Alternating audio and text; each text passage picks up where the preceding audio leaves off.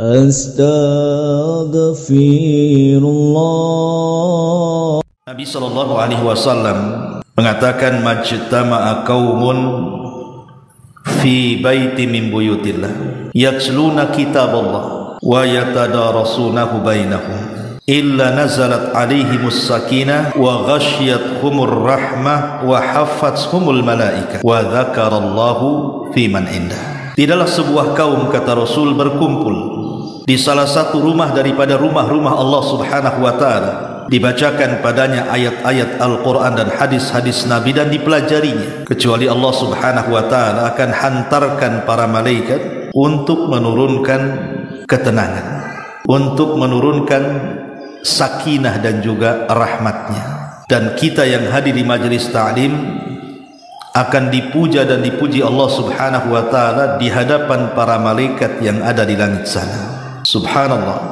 Hadis ini, Bu, hadis yang luar biasa agungnya bagi kita, karena orang yang hadir di majelis taklim itu, para malaikat dari mana-mana itu akan datang dan mereka akan mengepak-ngepakkan sayapnya di atas kepala kita, seraya mendatangkan ketenangan, kemudian juga mendatangkan rahmat dan juga barakahnya. Di dalam hadis ini Nabi SAW tidak mengatakan malaikat mengitari orang-orang kaya, para pejabat, orang-orang yang memiliki pangkat ataupun kedudukan, tidak. Tapi para malaikat akan berkumpul di orang-orang yang sedang duduk di majelis ilmu. Itulah keutamaannya. Tidak apa-apa kita tidak kaya, tidak punya pangkat ataupun jabatan, tetapi kita dikelilingi para malaikat yang mendoakan kita dan memintakan ampun akan dosa-dosa kita. Cukup sampai di sini? Tidak. Nama kita disebut lagi di langit. Nama ibu-ibu yang hadir di sini ini satu-satu oleh Allah disebut di hadapan para malaikat di langit sana. Hari ini Umi si fulan ada di situ. Hari ini Umi si fulan ada di situ. Itu didengarkan para malaikat dan malaikat memuji-muji ibu. Lihat, yang disebut bukan orang kaya. Yang disebut bukan orang yang berpangkat ataupun jabatan, bos-bos, enggak. Orang yang hadir di majelis ta'lim yang disebut-sebut, kita menjadi selebritis langit. Makanya rugi kalau seandainya ada orang yang memiliki waktu, kemudian ada kesehatan, tidak ada banyak pekerjaan yang menyibukkan, kemudian ada undangan ke majelis ilmu kok tak datang, rugi sekali. Kalau paham hadis ini sebenarnya, karena hanya semata-mata ibu datang dari rumah ke sini duduk saja, kemudian selesai mendengarkan pengajian ya kurang lebih 1 jam itu, kemudian ibu pulang, itu dosa ibu sudah diampuni itu. Kata Nabi SAW, "Qumu maghfuran lakum." Pergilah kalian, dosa kalian sudah diampuni dan Allah sudah ganti keburukan kalian dengan kebaikan, kata Rasul. Luar biasa, Bu, ya. Duduk di majelis taklim itu luar biasa. Ustaz, tapi saya datang habis itu tidur pula, Ustaz. Pulang ditanya suami, Ustaz ngomong apa? Tak tahu. Tidur saya nyandar di tiang tadi. Nggak apa-apa. Tetap ibu dapat pahala melangkahkan kaki ke masjid. Tapi kalau tidak tidur dan dapat ilmu, Bu, ibu dapat 2 pahala namanya. Pertama, pahala melangkah dari rumah ke majelis taklim. Kedua, pahala ilmu ibu dapat ilmu. Ma'asyiral muslimat yang dimuliakan Allah Azza wa Jalla, baik, kita akan bahas kesempatan pagi ini atau pagi menjelang siang ini satu hadis Nabi SAW. Hadis ini pendek, tapi syarat dengan makna, karena hadis ini adalah hadis yang bisa memperbaiki hati yang rusak. Jadi kalau hati kita rusak, banyak penyakit, maka simaklah hadis ini baik-baik. Ini hadis yang luar biasa, walaupun pendek tapi luar biasa untuk membenahi hati-hati yang rusak. Hadis ini dikeluarkan oleh Imam Muslim pada nomor urut hadis ke-678 atau 6708. Hadis ini dari sahabat Abi Hurairah radhiyallahu anhu. Nabi sallallahu alaihi wasallam bersabda, "Innallaha la yanzuru ila suwarikum wa amwalikum walakin yanzuru ila qulubikum wa a'malikum." Sesungguhnya Allah Subhanahu wa taala tidak pernah memandang rupa-rupa kalian, juga tidak pernah memandang harta-harta kalian. Tetapi yang Allah pandang dari kalian itu adalah hati-hati kalian dan amal perbuatan kalian. Hadis ini dikeluarkan Imam Muslim. Subhanallah, hadis ini pendek, tapi lihat kandungannya luar biasa. Ma'asyiral muslimat yang dimuliakan Allah Subhanahu wa taala, Nabi sallallahu alaihi wasallam di sini memberikan arahan kepada kita. Ingat bahwa Allah tidak pernah memandang rupa kita, rupa saya, rupa ibu atau siapapun. Ibu mau hitam, kelam lagi, ibu mau putih, ibu mau matang, sawo matang, terbalik ya. Ibu mau pesek, mau mancung, mau tinggi, mau rendah, mau cacat, mau sehat, Allah tidak pandang itu. Mau orang merdeka, mau budak, Allah tidak pandang. Allah tidak pernah memandang rupa. Mau suku mana saja, mau kulit seperti apa saja, Allah tidak akan pandang. Dan Allah juga tidak memandang harta. Mau kaya sekali, mau punya perusahaan di mana-mana, mau punya uang miliaran di mana-mana, mau jadi big boss atau apalah namanya, punya jabatan, pangkat, kedudukan, dimuliakan di mata manusia, Allah tak pandang itu semua. Allah tidak memandang. Lalu apa yang jadi pandangan Allah kepada kita? Allah, Rasul SAW katakan, walakin yanzuru ila qulubikum wa a'malikum. Yang Allah pandang itu hati kita. Kemudian setelah hati, amalan kita. Ketika Nabi SAW mendahulukan hati baru kemudian amalan, menunjukkan bahwa hati itu yang menentukan amalan. Sehebat apapun orang beramal, sholatnya, puasanya, zakatnya, hajinya, baca Qur'annya, zikirnya, silaturahimnya, sebutkan amalan-amalan badan. Serajin apapun orang itu belum bisa mendapatkan predikat takwa. Sehebat apapun orang beramal dengan amalan badan itu tidak bisa mengangkat kepada predikat takwa. Tetapi yang menentukan takwa dan tidaknya orang beramal itu adalah hatinya. Itulah yang kemudian Nabi SAW mengatakan, at-taqwa hahuna, takwa itu di sini, kemudian diisyaratkan ke hatinya. Karena percuma orang rajin sholat tetapi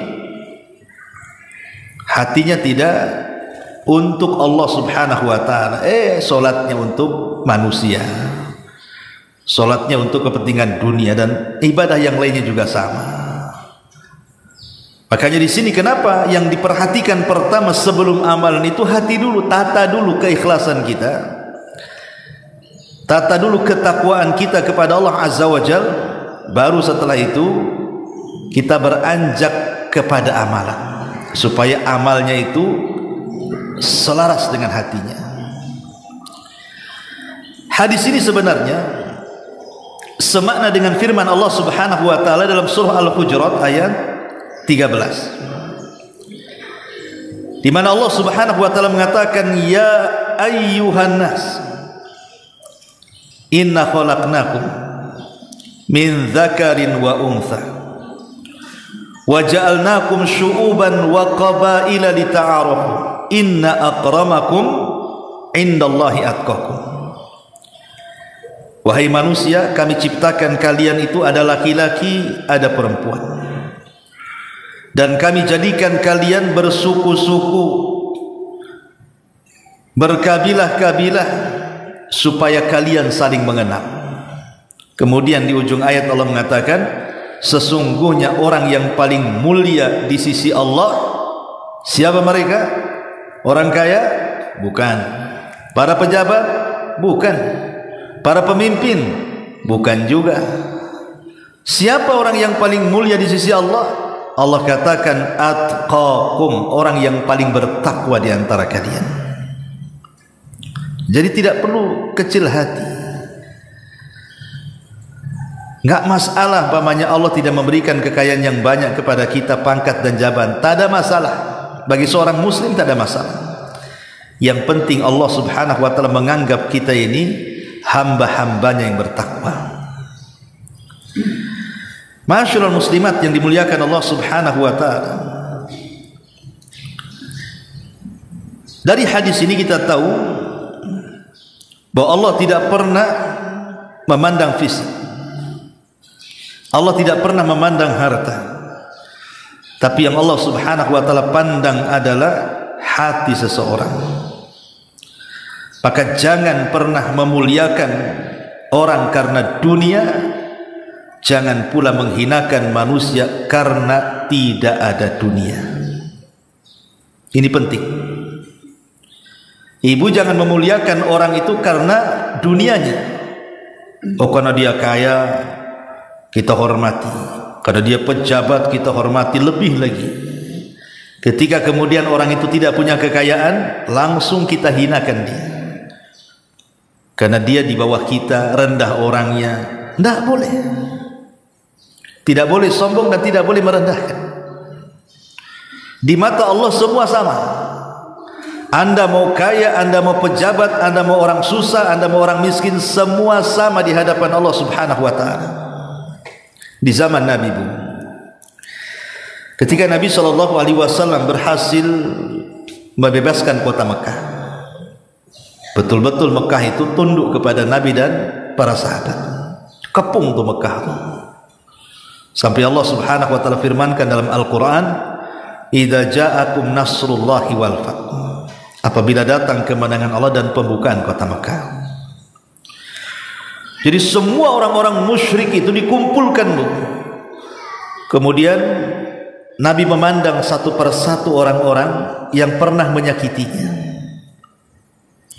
Tapi Nabi itu Nabi Rahmah. Dia tidak menanamkan sifat dendam, tetapi dia berusaha untuk menebarkan kasih sayang. Apa kata Rasul? Idhabu fa antumut tulaqa. Pergi kalian semua, kalian sudah kubebaskan.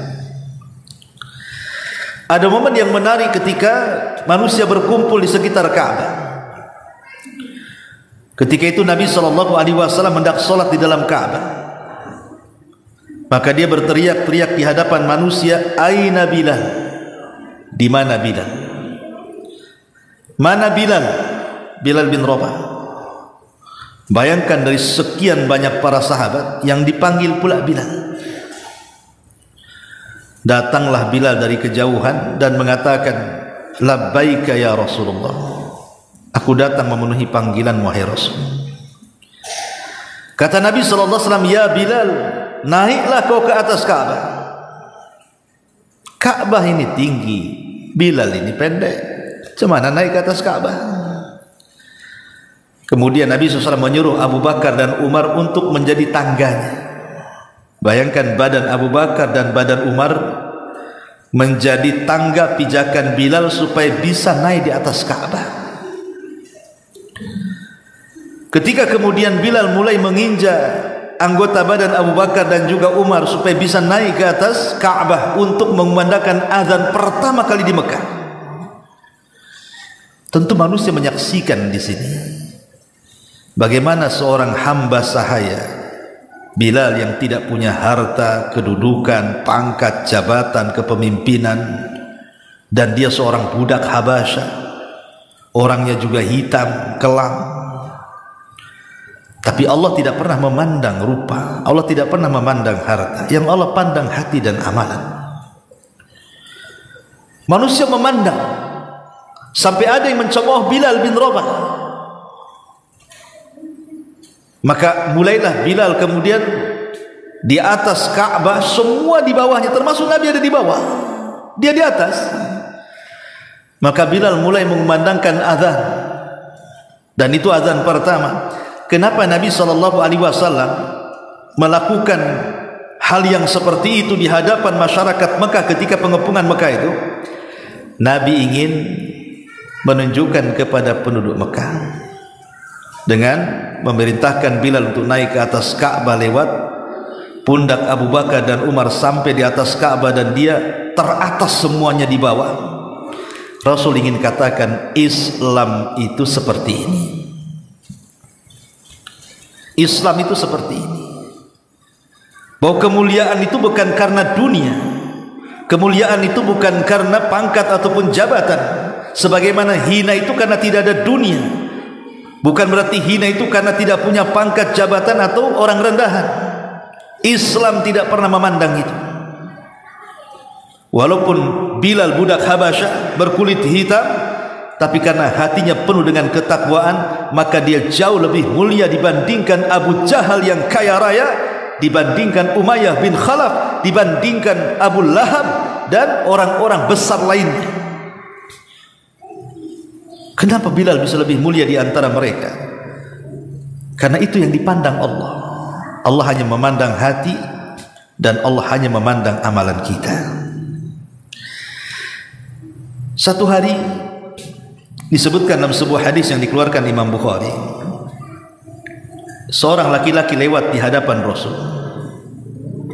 Maka beliau pun bertanya kepada para sahabatnya, bagaimana pendapat kalian tentang orang yang lewat itu? Lah, kebetulan orang yang lewat itu orang kaya, yang punya jabatan dan kedudukan. Maka sahabat langsung mengatakan, hariyun in khataba an yunka, wa in syafa'a an yushfa, wa in qala an yustama. Kata para sahabat Rasul, orang itu bukan orang biasa yang lewat itu. Dia kalau meminang seorang wanita, layak untuk diterima pinangannya. Kalau dia meminta perlindungan, layak untuk dipenuhi perlindungannya. Kalau dia bicara, layak untuk didengar kata-katanya. Kemudian Rasul terdiam. Selepas orang ini lewat, datang pula orang lain lewat. Yang lewat ini rupanya orang miskin, orang tak punya, tidak punya harta, tidak punya pangkat, tidak punya jabatan, orang rendah lewat. Kata Rasul kepada para sahabat, kalau yang itu macam mana pendapat kalian? Katanya. Maka sahabat mengatakan, hariyun in khataba alla yunka, wa in syaffa'a alla yushaffa, wa in qala alla yustama. Oh, kalau yang itu, kalau dia minang pasti ditolak Nabi. Dia orang miskin gitu. Ya, kalau minta bantuan tak layak dibantu tuh orang itu. Kalau dia ngomong, siapa yang mau dengar dia, katanya. Tapi lihat ujung hadis endingnya. Apa kata Rasul? Kata Nabi SAW, hadza khairun min mil'il ardi mithla hadza. Kemudian Rasul mengatakan di hadapan para sahabat, adapun orang yang kedua, yang miskin itu, yang kalian katakan kalau meminang tidak layak diterima pinangannya, yang kalau minta bantuan tidak layak dibantu, kalau ngomong tidak layak didengar, kata Rasul, sungguh orang ini lebih baik daripada seluruh kekayaan dunia yang seperti ini.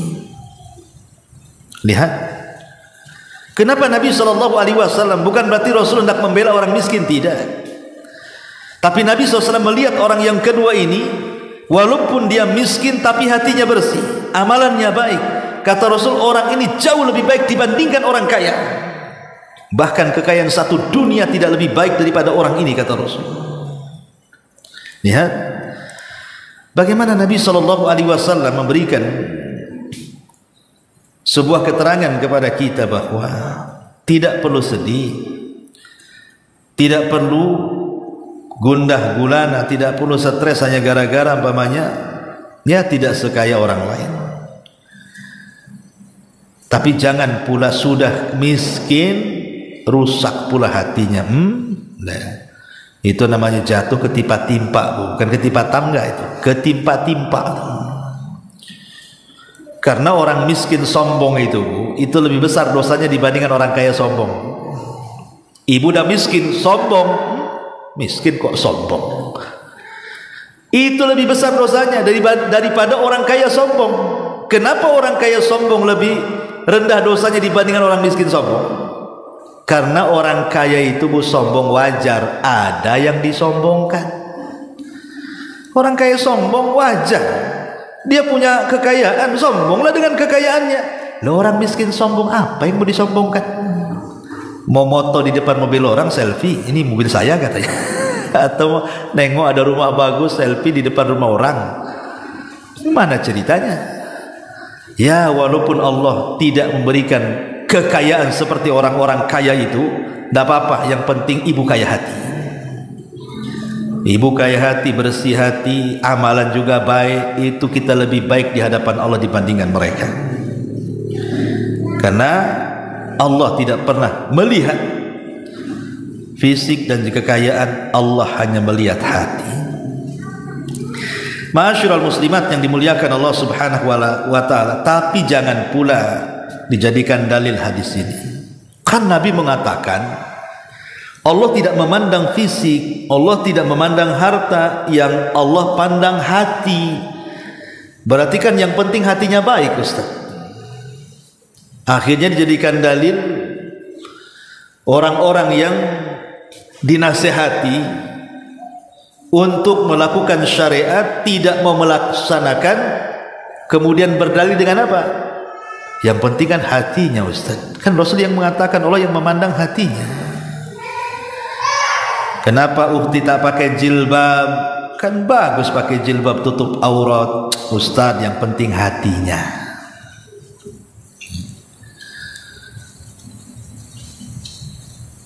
Kalau bisa itu ya sholatlah. Kan yang penting hatinya, Ustaz. Banyak orang sholat itu jelek hatinya katanya. Lah, itu pula dia. Latihanlah puasa, yang penting hatinya tuh. Puasa Senin Kamis tuh, itu kalau ghibah itu 3 jam tuh. Bukan begitu. Sebab orang yang bicara seperti ini hakikatnya hatinya kotor. Kenapa? Satu, orang yang mengucapkan yang penting hatinya itu seolah-olah hati dia itu bersih, hati orang itu tak bersih. Ya kan Bu, kalau dia ngomong gitu, seolah-olah dia mengatakan hati saya bersih, hati orang itu tak bersih, jatuhnya suudzon.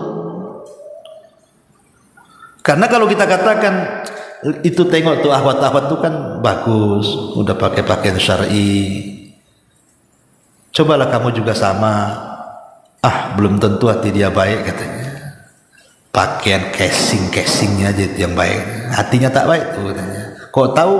Ya kemarin ngerumpi juga orang tuh katanya. Itu kan suudzon kan. Ya, masih bagus aku katanya, walaupun tak pakai ini tak pakai itu, tapi hatiku kan bersih gitu. Ya kan? Seolah-olah apa Bu? Seolah-olah hati dia bersih, hati orang pula kotor. Nah, itu kan suudzon namanya. Tidak boleh. Dia seolah-olah merasa dirinya paling bersih hatinya. Sementara Allah mengatakan fala tuzakku anfusakum. Jangan kalian mentazkiyah, merasa bersih diri, orang lain itu kotor. Enggak boleh. Ya.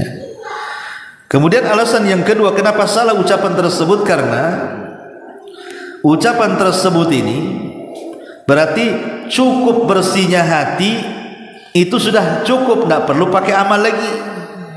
Yang penting bersih hati, amalan itu nomor 2. Nggak bisa.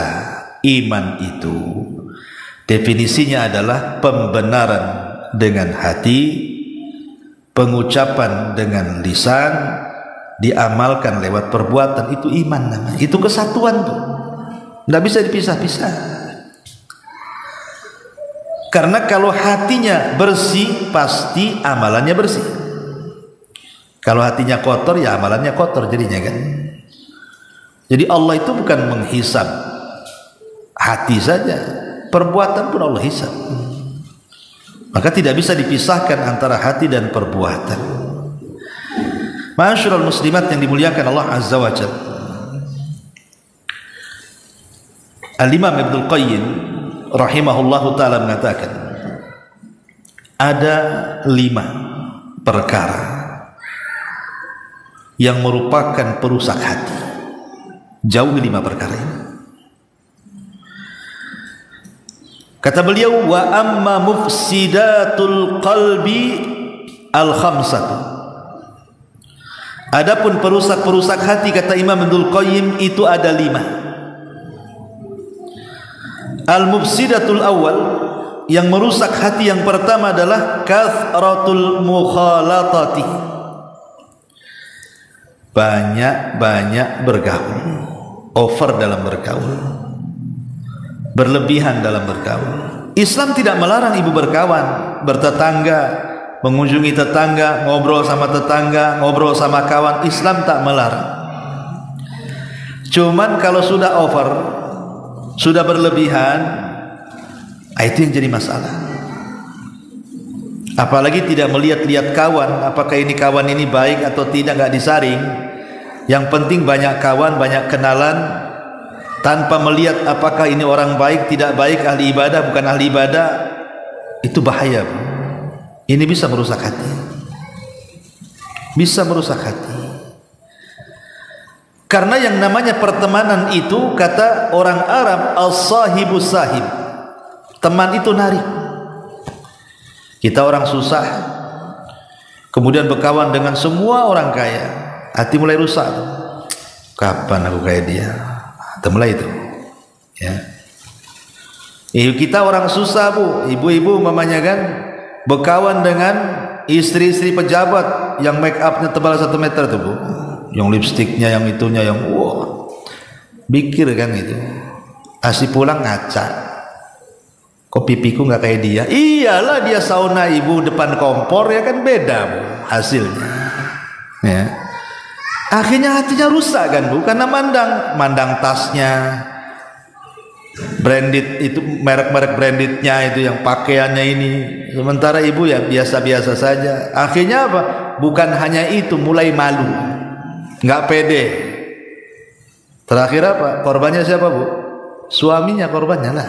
Bang, belikanlah tas kayak dia, habislah suaminya tuh, ya.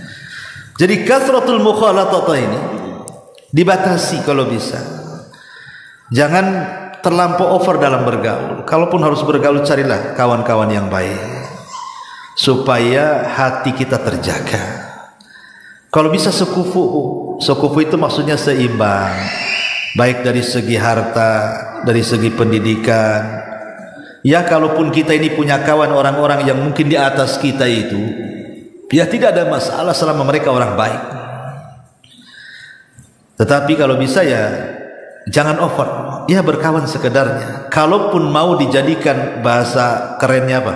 Gebetan tuh apa tuh? Yang kawan akrab banget itu ya, gebetan ya. Itulah.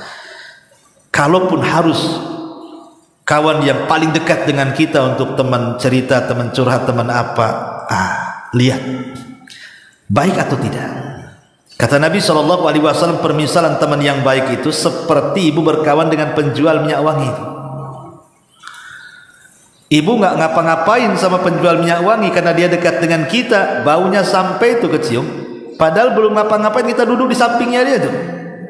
Apalagi sampai nawari, karena biasanya orang penjual minyak wangi itu bukan nawari, dia pasti akan ngusap-ngusap tuh dengan minyak wanginya, kemudian nawari setelah itu. Kan asik tuh. Maknanya kalau kita berkawan dengan orang baik, walaupun kita tidak ngapa-ngapain, di samping dia saja itu sudah dapat kenyamanan kita. Kita sudah terhindar dari azab Allah Subhanahu wa taala. Syukur-syukur dia kemudian nularkan kepada kita kebiasaan baiknya, syukur-syukur nasihati pula kita. Alhamdulillah. Itu kan luar biasa. Itulah kenapa kemudian kasratul mukhalatah ini menjadikan perusak hati tadi. Ini yang pertama. Yang kedua kata Imam Ibnul Qayyim di sini, rukubuhu bahrut tamanni, terlampau tinggi angan-angan, ya. Terlampau tinggi angan-angan ini merusak hati. Kalau orang sudah angan-angannya tinggi, pengen ini, pengen itu, pengen ini, maksudnya urusan dunia ya. Kita tidak cerita urusan akhirat ya, urusan dunia. Ini bisa merusak hati. Karena seolah-olah ketika mamanya dia panjang angan-angan hidup di dunia, ingin kaya, ingin ini, ingin itu, dilupakan dua perkara. Pertama, lupa dia akan mati. Akhirnya dicintakan kepada dunia. Kalau sudah lupa dia akan mati, benci pula dia mati. Kemudian beralih kepada cinta dunia, rusaklah di sini hati. Makanya boleh kita bercita-cita itu, tapi sesuai dengan kemampuan kita lah. Lihat suami ini kerja apa, gaji berapa, itulah sampai segitulah cita-citanya. Ini suami saya kerja walaupun setahun tidak bisa tuh beli tanah di Sukajadi itu. Paling tinggi di Kapling Beliung, itu pun nyicil namanya kan. Ya cita-citanya ya rendah-rendah. Pengenlah saya punya di sini walaupun satu kamar saja, tidak apa-apa.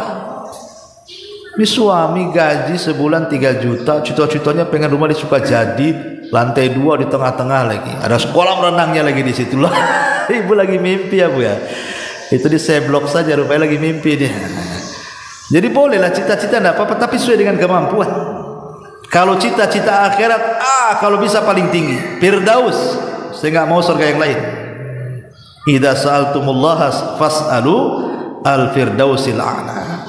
Kalau minta surga yang tinggi. Itu kalau urusan akhirat ideal gitu, harus tinggi. Tapi kalau urusan dunia sesuaikan dengan kemampuan. Kan ini merusak hati masalahnya. Ini yang kedua. Yang ketiga, at-ta'alluq bi ghairillah, mengaitkan sesuatu dengan selain Allah. Hatinya itu dikalungkan kepada selain Allah. Ini rusak hatinya.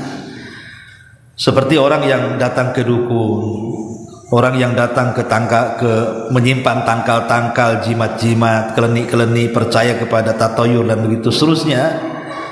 Ini rusak hatinya. Hilang tawakalnya kepada Allah, hilang takutnya kepada Allah, hilang harapnya kepada Allah, hilang cintanya kepada Allah karena diberikan kepada selain Allah. Datang ke kuburan, minta-minta di kuburan. Ini bahaya, merusak hati.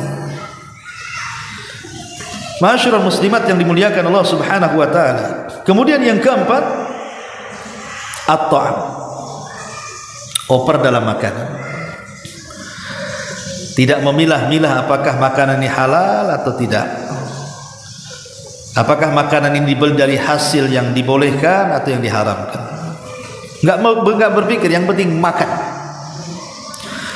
Apalagi sekarang kan di Batam ini kuliner sudah mulai menjamur kan Bu, di mana-mana sudah banyak kuliner itu. Dari ujung Nongsa sampai ujung Sekupang itu Bu. Ujung ke ujung tuh kuliner itu di mana-mana. Hati-hati Bu. Apalagi sekarang kan sifatnya COD kan Bu. Ibu kalau lapar, malas masak, COD aja lah. Ibu tahu nggak itu yang di di GoFood itu kan? Kan nama-nama warung makan tuh banyak tuh Bu. Di situ gambarnya memukau kan, walaupun kadang-kadang lain yang dipesan, lain yang datang kan ya. Tapi Ibu berpikir nggak tentang halal haramnya di situ? Siapa yang punya warung ini? Ya, apa masakannya? Terkadang ada warung-warung itu yang mungkin ditulis di menu itu, kita tidak tahu, mungkin masaknya pakai homer, ya, atau mungkin maaf ada daging babinya, atau minyak babinya, atau apanya kan yang kita tidak tahu. Lah ini jadi perhatian, makanya Allah mengatakan falyanzuril insan ila ta'ami. maka selamatnya Bu masak. Paling selamat itu ibu masak sendiri itu. Jelas halalnya kan Bu. Ibu makan halal, suami makan halal, anak makan halal, jelas halalnya. Tapi kalau COD ini kalau kita tak paham-paham, ada di entah di mana-mana kan, entah warung siapa, apalagi namanya ibu nggak apa, ini nama apa, ini perlu nih, kayaknya aneh namanya, perlu coba nih. Kita nggak tahu istilah-istilah pula kadang-kadang, entah bahasa Mandarin pula di situ kan, entah bahasa Korea, entah bahasa India, entah bahasa apa, apalagi makanan-makanan yang aneh-aneh itu tidak tahu. Maka sebaiknya hati-hati supaya jangan terjerumus kepada makanan syubhat yang mengantarkan ke yang haram. Pastikan halalnya dulu, ya, pastikan kehalalannya itu. Biasanya kan di situ kalau saya kadang lihat di GoFood itu kan, ini halal. Kalau sudah ada tulisan halal, alhamdulillah. Berarti kita bisa jadikan patokan kata-kata dia makanan yang halal, berarti halal dikonsumsi kan, beli. Tapi kalau ibu ragu-ragu, jangan ya. Tapi ada orang Bu, tidak peduli dengan soal urusan makanan, yang penting kuliner, masuk warung mana saja tidak peduli, mau ada babinya, mau ada anjingnya, mau ada apanya di situ, mau ada komarnya, ada lah, main lantak saja. Ini bahaya ya. Jadi ini bisa merusak hati, karena makannya jadi daging, masalahnya jadi darah. Maka Rasul mengatakan kullu lahmin nabatat min haram fannaru aulani, setiap daging yang tumbuh dari barang haram itu neraka tempatnya. Maka perhatikan soal makanan, soal kuliner ini, perhatikan di zaman sekarang ini orang bisa saja ya, ingat dulu viral bakso, rupanya dagingnya dari tikus got, tikus sebesar kucing tuh Bu, cemana dia nangkepnya tuh ya. Tapi kan ada ceritanya, ada gitu, beritanya ada. Kalau nggak ada yalah mungkin ini lah, karena ada berita-berita kayak gini, kemudian penjualan daging babi ilegal dan macam-macamnya, kan kita khawatir seorang muslim ini. Makanya seorang muslim itu betul-betul soal makanan itu prioritas. Ya selamatnya saya tadi masak sendiri, itu paling selamatnya kan. Ibu tahu ini halal ini haram kan ya.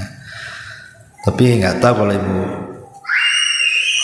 rajin masak ya, tak paham ya. Ada juga yang rajin masak, ada yang rajin COD, itu masalahnya tuh. Ibu yang mana nih ya. Nanti saya tanya suaminya. Kemudian yang terakhir al-khamis, kathratun naumi, banyak tidur. Ini banyak tidur ini bisa mematikan hati, karena tidur ini menjadikan orang lalai dan malas. Makanya kurangi tidur itu, terutama setelah subuh. Jangan tidur. Sama saja orang tidur setelah subuh sampai terbit matahari itu terhalang padanya berkah. Jangan biasakan, sekali-kali boleh. Sekali-kali, memang tidak ada hukumnya tidur setelah subuh itu, enggak. Cuman kita terhalang berkah di situ. Kan rugi berkah turun kita nggak dapat. Sementara di waktu-waktu harusnya kita tidur, tak tidur pula pada isya gitu ya. Harusnya kita tidur, malah begadang sampai jam 1, jam 2 tidur, subuh bablas kan itu. Jadi ini 5 perkara kata Al-Imam Ibnul Qayyim rahimahullahu ta'ala yang bisa merusak hati. Saya ulangi, yang pertama, kathratul mukhalatah, terlampau banyak bergaul tanpa memilah dan memilih baik tidaknya. Yang kedua, terlampau tinggi angan-angan tanpa tahu apakah dia mampu mencapainya atau tidak, catatan angan-angan dunia. Yang ketiga, hati selalu bergantung kepada selain Allah subhanahu wa ta'ala, tidak tawakal kepada Allah, ini juga merusak hati. Yang keempat, banyak makan, over dalam makanan, dan tidak kemudian berusaha untuk memilah-milah apakah ini haram atau halal, atau cara mendapatkannya halal atau haram, main lantak saja. Kemudian banyak tidur. Inilah 5 perkara kata Al-Imam Ibnul Qayyim rahimahullahu ta'ala yang bisa merusak hati. Lalu bagaimana obatnya? Maka Imam Ibnul Qayyim juga menyebutkan obatnya. Beliau mengatakan dalam kitabnya Ighatsatul Lahfan, banyak perkara-perkara yang bisa mengobati hati, tetapi yang paling penting adalah 4 perkara. Yang paling penting itu 4 perkara. Pertama, obati hati bil Qur'anil Karim, dengan membaca dan mempelajari Quran. Karena Quran itu syifaun lima fis sudur, kata Allah. Dia adalah obat bagi penyakit-penyakit hati. Entah kesyirikan, entah keraguan-raguan, entah kekufuran, entah syubhat, entah syahwat. Sebutkan apa penyakit hati itu bisa diobati dengan Quran. Baca Quran, pelajari Al-Quran, karena Quran itulah sebagai obat. Yang kedua, kata beliau, ats-tsani ma yahfadz alaihi quwwatuh, yang bisa menjaga kekuatan badannya dan juga kekuatan hatinya, dan itu dengan cara al-iman wal amalus salih wa amila awrad at-ta'at, memupuk keimanan. Terus keimanan dipupuk, diperbaharui dengan cara apa? Tingkatkan amal saleh, tingkatkan ketaatan-ketaatan, dari yang wajib mulai meningkat yang sunnah. Dari sholat wajib kita sudah berusaha tepat waktu, mulai ditingkatkan ke yang sunnah. Mulailah rawatibnya, mulailah tahajudnya, mulailah duhanya, dan begitu seterusnya. Dari puasa wajib Ramadan mulailah ke Senin Kemisnya, ke Daudnya, ke Ayyamul Bidnya. Mulai dari zakat mulailah ke sedekahnya. Terus bertingkat. Itu bisa membenahi hati. Kemudian yang ketiga, berusaha menjauhi maksiat, karena maksiat itu bisa mengotori hati. Sekecil apapun maksiat tetap akan mengotori hati dengan meletakkan titik hitam di hatinya. Dan yang terakhir, memperbanyak istighfar dan tobat. Inilah 4 perkara yang bisa mengobati hati: Al-Quran, keimanan dan amal saleh, berusaha menjauhi maksiat dan semua penyimpangan, dan yang terakhir berusaha untuk bertobat dan terus mengucapkan astagfirullah, astagfirullah. Maka dengan 4 perkara ini, kata Imam Ibnul Qayyim rahimahullahu taala, inilah anfa'u ilajil qalbi, paling bermanfaatnya obat untuk menyembuhkan penyakit hati. Wallahu a'lam bishawab. Ya, sampai di sini mudah-mudahan ada manfaatnya. Kita tutup dengan doa kafaratul majlis. Subhanaka bihamdika asyhadu an la ilaha illa anta astaghfiruka wa atubu ilaik. Allahu taala alam. Assalamualaikum warahmatullahi wabarakatuh.